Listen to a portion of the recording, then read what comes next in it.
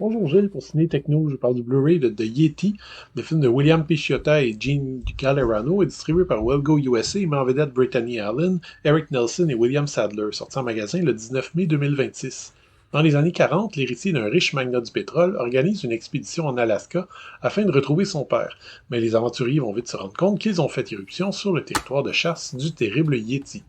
Vous savez peut-être, je suis quelqu'un qui aime les films de monstres en général, mais si les vampires et les loups-garous ont eu droit à leur lot de chefs-d'œuvre, il y a bien un monstre pourtant célèbre qui n'a jamais été aussi chanceux. Vous l'avez deviné, je parle du Yeti, qu'on rencontre parfois au cinéma comme Sasquatch ou Bigfoot.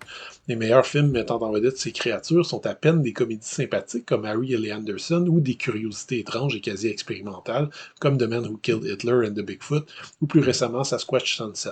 Alors qu'en général, on a droit à des gros navets bien dégoulinants comme Buggy Creek ou Shriek of the Mutilated.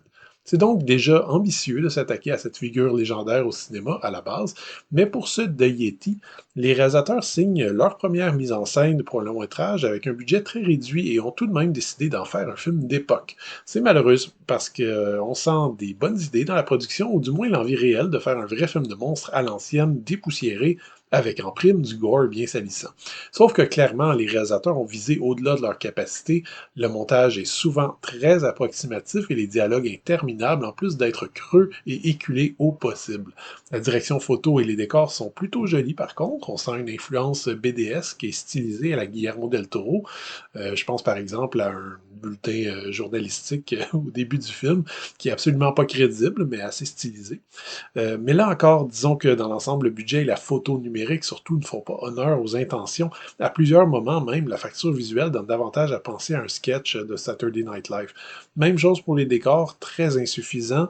J'admire le désir de s'affranchir d'un budget minimaliste, mais faire un grand film d'aventure horrifique avec 2 ou 3 décors de forêt enneigée tournés en studio, avec, soit dit en passant, de la neige excessivement peu crédible, et 2 intérieurs de chalets en bois, ça fait pas très rêver.